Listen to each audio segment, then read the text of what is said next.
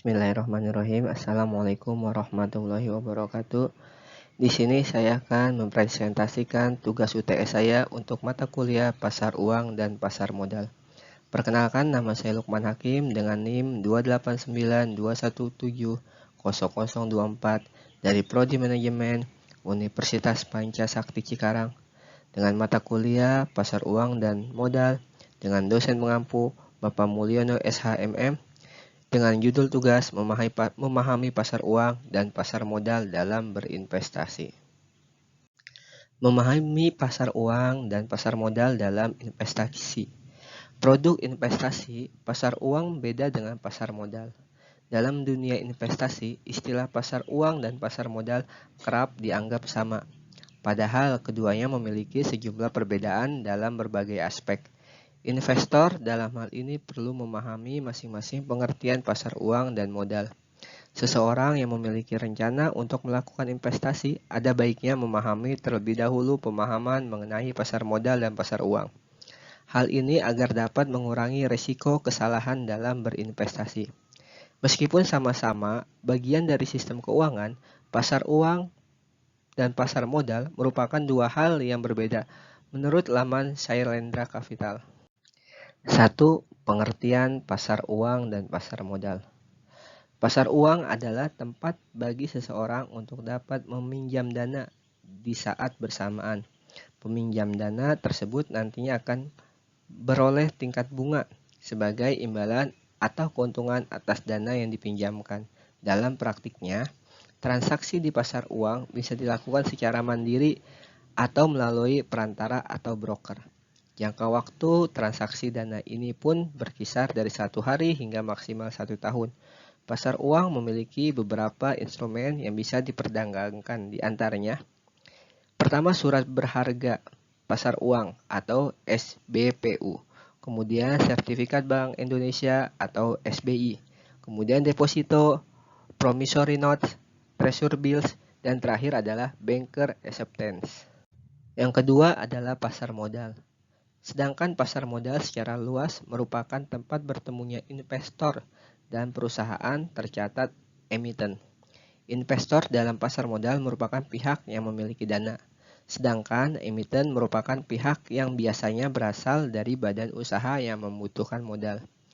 Pasar modal cenderung menawarkan pendanaan jangka panjang. Instrumen yang diperdagangkan berupa saham, obligasi, serta reksadana. Yang ketiga adalah struktur pasar modal. Pasar modal diketuai atau digawangi oleh Otoritas Jasa Keuangan. Kemudian KPEI atau Clearing Penjaminan Efek Indonesia. Kemudian BEI Bursa Efek Indonesia. Kemudian KSEI atau Kustodian Sentral Efek Indonesia. Kemudian perusahaan efek. Di sini adalah penjamin emisi, manajer investasi, dan perantara perdagangan efek. Kemudian adalah lembaga penunjang, yaitu kustodian, biro administrasi efek, wali amanat, dan pemeringkat efek. Kemudian profesi penunjang, seperti akuntan, konsultan hukum, penilai, notaris. Emiten, yaitu perusahaan publik dan produk reksadana. Yang terakhir adalah pemodal, atau institusi atau retail. Perbedaan pasar uang dan pasar modal.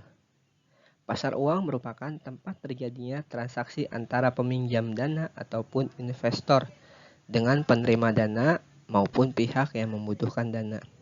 Di dalamnya, objek transaksinya adalah uang.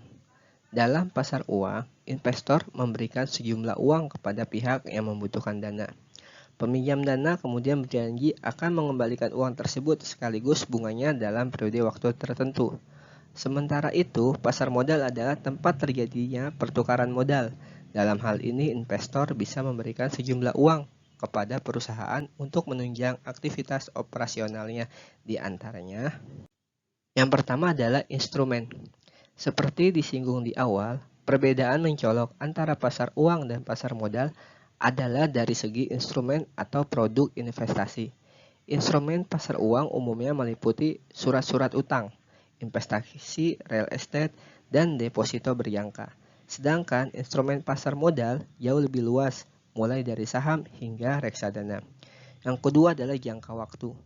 Durasi investasi di pasar uang biasanya lebih pendek, maksimal beberapa bulan sampai 1 tahun. Dalam kasus tertentu, ada instrumen yang jangka waktunya bisa sampai 2 tahun. Sementara itu, jangka waktu investasi pasar modal biasanya lebih fleksibel, mulai dari beberapa bulan hingga puluhan tahun sesuai keinginan investor atau usia emiten. Yang ketiga adalah tujuan investasi. Para investor pasar uang cenderung mengambil posisi aman dalam berinvestasi. Mereka membeli instrumen pasar uang untuk menjaga kekayaan dengan memperoleh return sesuai kesepakatan. Sementara investor pasar modal biasanya punya motif investasi yang lebih beragam, mulai dari jadi pemilik saham, mendapat dividen rutin, atau memperoleh profit dari proses jual beli saham. Mereka bertujuan untuk memperbesar kekayaan secara terus-menerus atau generating wealth. Keempat adalah mekanisme pasar. Mekanisme pasar uang jauh lebih sederhana karena tidak perlu melewati banyak tahap. Selama investor sepakat dengan penawaran produk investasi, maka transaksi dapat dilakukan. Pasar modal memiliki mekanisme jauh lebih kompleks. Sebelum menerima bantuan pendanaan, emiten biasanya harus menghubungi lembaga penjamin efek lebih dahulu. Yang kelima adalah likuiditas.